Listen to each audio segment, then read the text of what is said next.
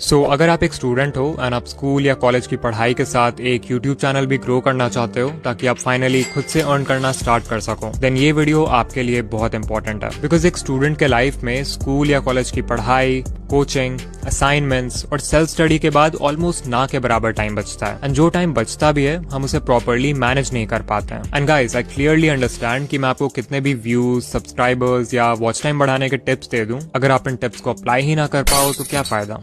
आज के वीडियो में मैं आपके साथ कुछ प्रैक्टिकल एडवाइस शेयर करने वाला हूं जो आपको यूट्यूब के साथ स्कूल, कॉलेज या इवन एक फुल टाइम जॉब को बैलेंस करने में बहुत हेल्प करेगी। आई एम समवन जिसने अपनी यूट्यूब जर्नी तब स्टार्ट की थी जब मैं खुद स्कूल में था, सो मुझे अच्छे से आप लोगों के स्ट्रगल के बारे में पता है। एंड ट्रस्ट मी, इस वीडियो के एंड तक आप बहुत ज्यादा मोटिवेटेड फील करोगे क्योंकि आपके पास एक प्रॉपर सिस्टम होगा जिसके हेल्प से आप पढ़ाई को बिना सैक्रिफाइस किए कंसिस्टेंटली यूट्यूब पे वीडियोस पब्लिश कर पाओगे। So let's start with point number 1, check your screen time. I know शायद आप इस एडवाइस को सुन के थक चुके होगे, बट ये लिटरली सबसे बेसिक और इम्पोर्टेंट चीज है जो आप कर सकते हो अपना टाइम बचाने के लिए। अभी अपने स्क्रीन टाइम रिपोर्ट में जाओ एंड देखो कि किन एप्स में आपका सबसे ज्यादा समय जा रहा है। अगर किसी भी ऐप में आप डेली 30 मिनट से ज्यादा स्पेंड करते हो एंड वो आपकी स्टडी या यूट्यूब वर्क से रिलेटेड नहीं है, like Instagram, Snapchat, Reddit, then honestly आपको उसे अनइंस्टॉल कर देना चाहिए। बिकॉज लिटरली उन्हीं एप्स की वजह से आप अभी ये वीडियो देख रहे हो। इंस्टाग्राम पे घंटों डूम स्क्रोलिंग करना, स्नैपचैट पे यूजलेस स्ट्रीक्स बनाना,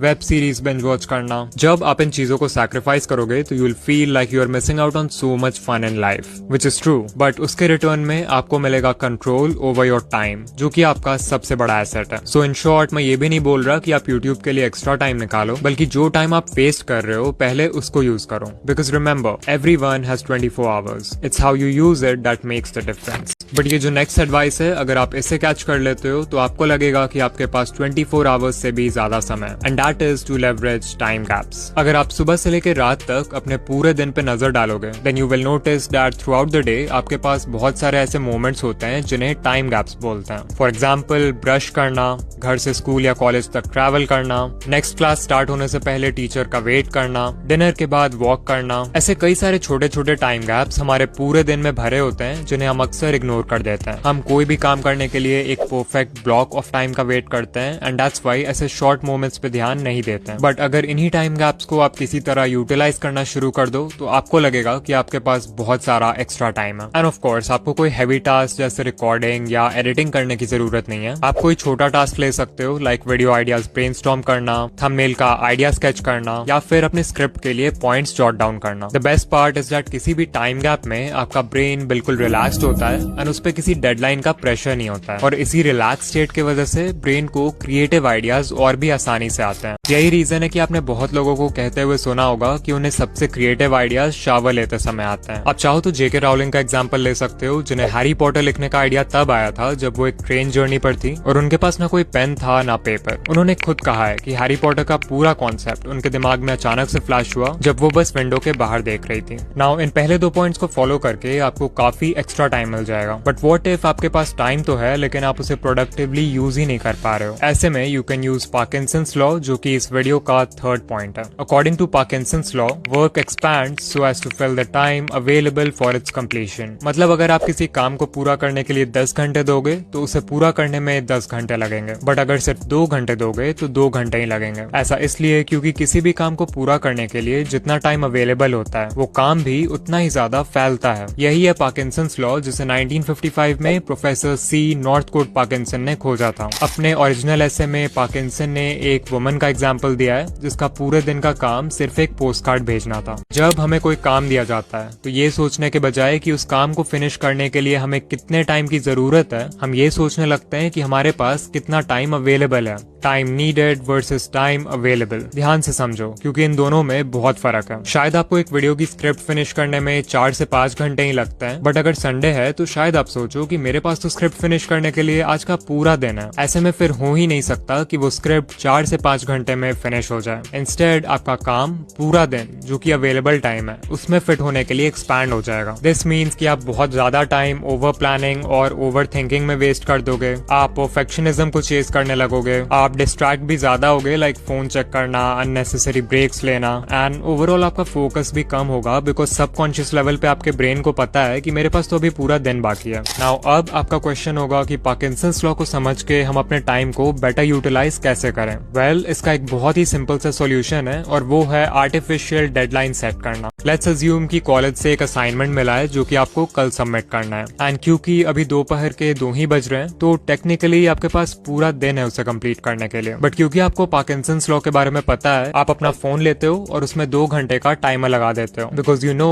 कि इतना समय आपके असाइनमेंट के लिए सफिशिएंट है। ये हो गया एग्जाम्पल एक आर्टिफिशियल डेडलाइन का, जो कि आपके रियल डेडलाइन से बहुत छोटा है। इससे आप इंस्टेंटली ज्यादा फोकस्ड फील करोगे, डिस्ट्रैक्शंस कम होंगे एंड आप परफेक्शनिज्म को भी चेज नहीं करोगे। इवन इलॉन मस्क ने कहा है कि पेशेंट रहना बंद करो और खुद से पूछो कि मेरा जो 10 ईयर प्लान है मैं उसे 6 मंथ्स में कैसे अचीव कर सकता हूँ। शायद आप फेल हो जाओ, लेकिन फिर भी आप उस इंसान से बहुत आगे रहोगे जिसने सिंपली ये एक्सेप्ट कर लिया कि मुझे 10 साल लगेंगे। सो या इस लॉ का यूज करके आप होमवर्क, असाइनमेंट्स या किसी टेस्ट के लिए प्रिपेयर करते वक्त अपना काफी टाइम बचा सकते हो, जिससे फिर यूट्यूब के लिए आपके पास एक्स्ट्रा टाइम होगा। हमारे लिस्ट का अगला पॉइंट है बैचिंग, और ये एक प्रोडक्टिविटी टेक्निक है जहां आप सिमिलर टास्क को स्ट्रैटेजिकली ग्रुप करके एक साथ करने की कोशिश करते हो। Imagine that you are a chef and you know कि आज पूरे दिन में आपको 5 अलग अलग डिशेस बनाना है। सो आपने नोटिस किया कि इन 5 डिशेस की रेसिपी में ना प्याज एक कॉमन इंग्रेडिएंट है। तो अब आपके पास 2 ऑप्शंस हैं, या तो आप उन सारे डिशेस के लिए जितने प्याज की जरूरत है उसे एक बार में चॉप कर लो, या फिर हर डिश को बनाने से पहले दिन में 5 बार प्याज को चॉप करो। मोस्ट लाइकली आप फर्स्ट ऑप्शन ही प्रेफर करोगे, बिकॉज इसमें बहुत ज्यादा टाइम और एनर्जी सेव हो रहा है। नाउ ये एक बहुत ही बेसिक एग्जाम्पल था बैचिंग का, जिसमें हमने एक रेपिटेटिव टास्क जो कि दिन में 5 बार होने वाला था उसे बैच कर दिया। एंड ऑल्दो ये सुनने में बहुत ही सिंपल सा कॉन्सेप्ट लग रहा है, बट अगर आप इसे अप्लाई कर लेते हो तो आपकी प्रोडक्टिविटी लेवल ड्रास्टिकली इंक्रीज हो सकती है। फॉर एग्जाम्पल, मान लो आप फेस कैम शॉर्ट्स बनाते हो एंड यू डिसाइड कि आप हफ्ते में 3 शॉर्ट्स पोस्ट करोगे। Now you have a choice कि आप उन तीनों शॉर्ट्स की रिकॉर्डिंग एक ही बैच में सेम डे पे कर लोगे, या फिर तीनों को अलग अलग डेज पे रिकॉर्ड करोगे। अगर आप डिफरेंट डेज पे रिकॉर्ड करते हो तो आपको लिटरली हफ्ते में 3 बार अपना सेटअप तैयार करना होगा, लाइट्स एंड कैमरा निकालना होगा, खुद को भी रिकॉर्डिंग के लिए मेंटली प्रिपेयर करना होगा, and you will basically waste a lot of time. Whereas यही काम एक बैच में करने से काफी टाइम और एनर्जी सेव होगी। Before you start your day आपको एक जगह क्लियरली ये लिख लेना चाहिए कि आज आपको कौन कौन से टास्क कंप्लीट करना है। फिर जैसे जैसे हर टास्क कंप्लीट होते जाए आपको उन्हें लिस्ट से कट करते जाना है। सिंपल। ऑल्सो जो बहुत माइक्रो या इजी टू फिनिश टास्क हैं उन्हें लिखना अवॉइड करना, क्योंकि उनके वजह से लिस्ट अननेसेसरीली बहुत लंबा हो जाएगा, जिससे you will feel more stressed. Instead try करो कि उन माइक्रो टास्क को जितने जल्दी हो सके फिनिश कर दो। आप चाहो तो हर टास्क के साथ एक टाइम ब्लॉक भी स्पेसिफाई कर सकते हो, जिससे it will turn into an actual commitment. एक टू डू लिस्ट बनाने से अपने टास्क को ट्रैक करना तो आसान हो ही जाता है, बट ऑल्सो जब भी आप लिस्ट में से किसी भी आइटम को फिनिश करने के बाद कट करते हो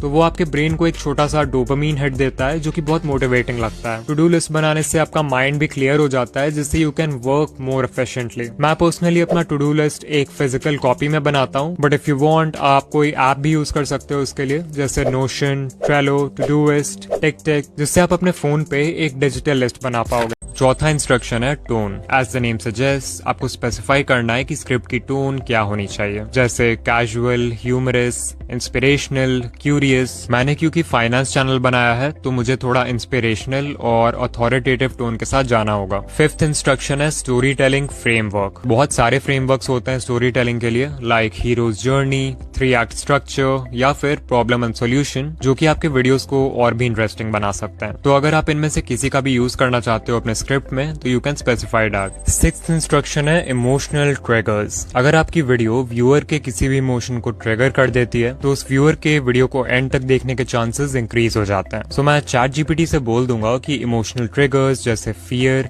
एक्साइटमेंट और अर्जेंसी का यूज करो। फिर 7th इंस्ट्रक्शन है retention tactics. Audience retention maintain करने के लिए मैं सबसे पहले ChatGPT को बोल दूंगा include a strong intro hook. फिर आप बीच बीच में पैटर्न इंटरप्ट्स का भी यूज कर सकते हो, जिससे व्यूअर्स का अटेंशन बना रहेगा वीडियो में। देन मैं ChatGPT को बोल दूंगा कि वीडियो के डिफरेंट पॉइंट्स को एक दूसरे से कनेक्ट कर दो, जिससे वीडियो और भी इंटरेस्टिंग हो जाएगी। आप चाहो तो अपने स्क्रिप्ट में एक क्लिफ हैंगर भी ऐड कर सकते हो, यानी कि कुछ ऐसा जिसके लिए व्यूअर्स को वीडियो एंड तक देखना पड़े। फाइनली जो लास्ट इंस्ट्रक्शन हम देंगे चैट जीपीटी को वो होगा एक कॉल टू एक्शन ऐड करने के लिए। मान लो मेरे चैनल फिन्सफेयर पे एक और वीडियो है जो कि पावर ऑफ कंपाउंडिंग के बारे में, और मैं एंड स्क्रीन के हेल्प से व्यूअर्स को उस वीडियो में रीडायरेक्ट करना चाहता हूँ। तो मैं चैट जीपीटी को बोल सकता हूँ add a smooth call to action at the end to redirect viewers to another video on my channel about power of compounding through an end screen. सारे इंस्ट्रक्शंस डालने के बाद हम प्रॉम्प्ट को एंटर कर देंगे एंड चैट जीपीटी हमारा script लिखना शुरू कर देगा।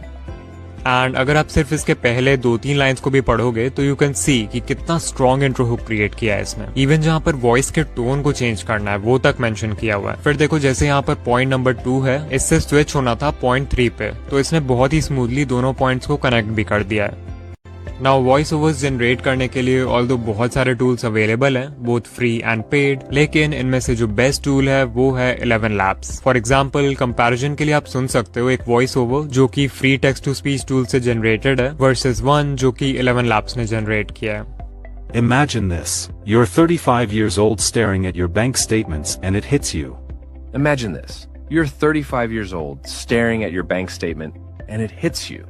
यू कैन क्लियरली नोटिस कि दोनों में कितना ज्यादा फर्क है। 11 Labs वाली वॉइस अल्ट्रा रियलिस्टिक है, वेयरएज जो फ्री टूल है उसकी वॉइस बहुत रोबोटिक है। तो पहले हम सिंपली अपने स्क्रिप्ट को कॉपी कर लेंगे, फिर हम जाएंगे 11 Labs की वेबसाइट पर और इसके टेक्स्ट टू स्पीच टूल में अपने स्क्रिप्ट को पेस्ट कर देंगे। और हाँ, आप एक बार में सिर्फ 5000 कैरेक्टर्स का ऑडियो ही जनरेट कर सकते हो, तो अगर आपकी स्क्रिप्ट इससे लंबी है तो आपको अलग अलग पार्ट्स में वॉइस को जनरेट करना होगा। फिर देखो यहाँ पे वॉइस सेलेक्ट करने का ऑप्शन है, तो यहाँ पे आप हर वॉइस का सैंपल प्ले करके डिसाइड कर सकते हो कि आपके लिए कौन सा बेस्ट रहेगा। मैं क्रिस की वॉइस सेलेक्ट करूंगा क्योंकि ये बिल्कुल वैसा ही है जैसा मुझे फिन्सफेयर के लिए चाहिए था। इतना करने के बाद we'll click on generate speech and 11 Labs हमारा वॉइस ओवर जनरेट करना शुरू कर देगा।